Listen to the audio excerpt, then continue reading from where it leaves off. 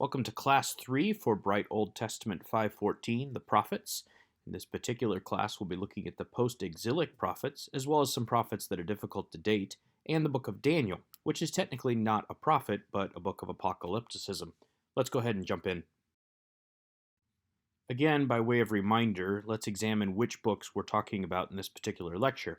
We have two books that are unknown. Joel is extremely unknown in the sense that we don't know if it's pre-exilic or post-exilic, or maybe even exilic.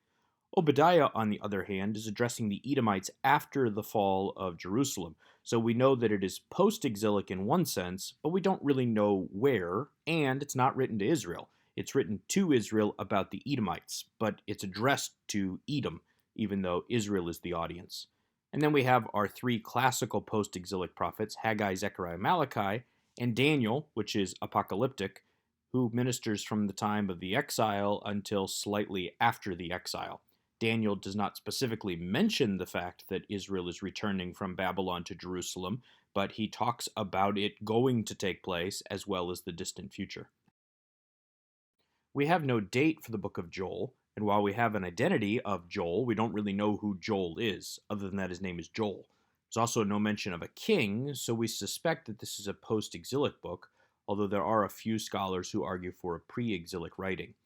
It is most likely addressed to the southern kingdom because of the fact that Judah and Jerusalem are specifically mentioned in Joel chapter 2 verse 1 and chapter 3 verse 1, but again it's possible that this is written to the north and the south, and that Jerusalem, being the capital of what used to be the United Kingdom, is the one that is mentioned.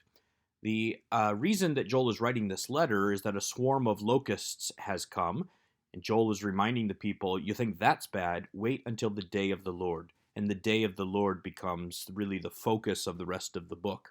In Joel chapter 2 and 3, then, Joel addresses an impending judgment and redemption, as well as a future judgment and redemption, talking about the day of Pentecost, but also talking about it within the terms that suggest that it is also for a distant future. Obadiah is a post-exilic book written against the Edomites because of their behavior towards Jerusalem as Jerusalem was falling to the Babylonians. The question really is Obadiah written to the Edomites, or is it written against the Edomites but to Israel? And is it really about the Edomites? Yes, the Edomites are mentioned specifically, but is Obadiah actually reflecting upon Israel's behavior?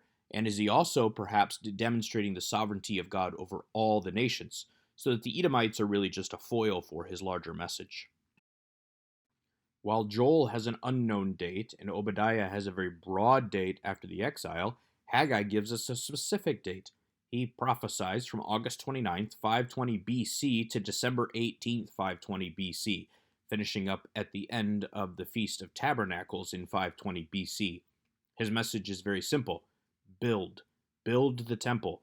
It's a condemnation upon Israel for not building the temple sooner, but also a reminder that they need to build the temple, and that even though things look bleak in Israel, in part because they've not built the temple, things will get better.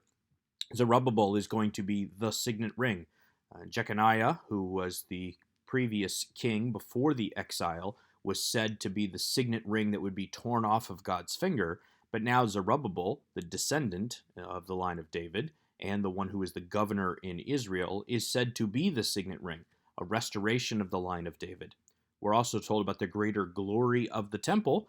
Many scholars suggest that this is Jesus entering the second temple. Personally, I believe that it is the Holy Spirit that is filling the church, and that as Haggai is prophesying, he is looking forward to the age of the Spirit, similar to Joel, looking forward to the time after Pentecost, when God, by his Spirit, will dwell among his people. Zechariah also gives us a specific date for many of his prophecies. He begins in November 520 BC and works through November 7th, 518 BC. The temple is completed in 515 BC. Usually, Zechariah, because of a reference to Zechariah elsewhere outside of the book, prophesying for the rebuilding of the temple, is considered one of the prophets that is talking about the rebuilding of the temple. Curiously, however, he doesn't really mention the temple all that much. He does talk about the restoration of the priesthood, but he does not really talk about Israel rebuilding the temple or the condemnation upon them for not having built it so far. He seems to be simply encouraging Israel that things are under God's control, That's the whole point of the night visions, which is a prophetic apocalyptic. It's not full-blown apocalyptic because there is still hope for the future here on earth. He is looking ahead to the future, but it is the future, not the end of time. These night visions remind the people of the presence of God. We then have three more sections, chapters 7 through 8, chapters 9 through 11, and chapters 12 through 14. 7 through 8 deal with the priesthood and other elements, actually beginning at the end of chapter 6 through chapter 8, the restoration of the priesthood. Chapters 9 through 11 talk a lot about the line of David, especially in chapter 9, foretelling the triumphal entry of Christ. And then chapter 12 through 14 talks more about the restoration of Israel in general, as far as the restoration of Israel as a united kingdom rather than two, a fountain where they will wash in the blood to wash away their iniquities, as well as the fact that in eternity, according to Zechariah, people will be celebrating the Feast of Tabernacles, which raises some interesting discussion points. Again, he's looking to the future, but not the future in terms of our day.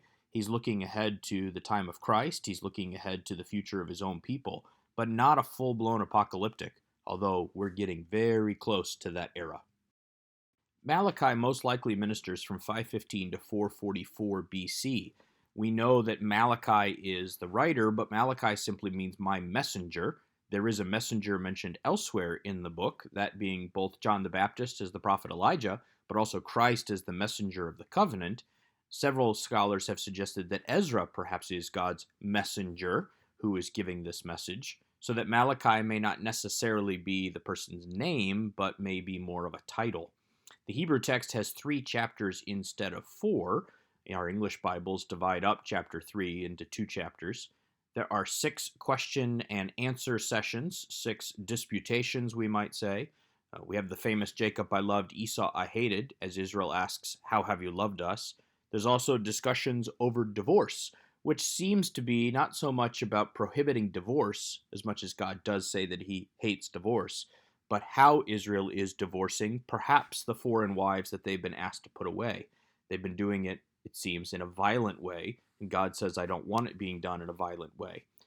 That's how Malachi and his prohibition of divorce would fit with Ezra telling the people they need to put away their foreign wives. Again, this is a passage of real contention and disagreement among scholars as to what exactly Malachi is saying about divorce.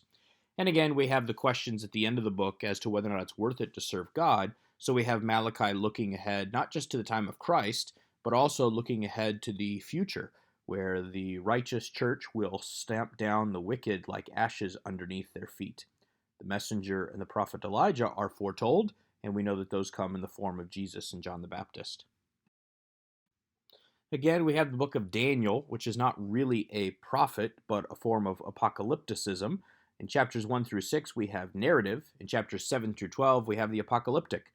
One of the marks of the apocalyptic is that it has to do not so much with what's going on immediately among the author's particular frame of reference, but what's going on in heaven, what's going on behind the scenes.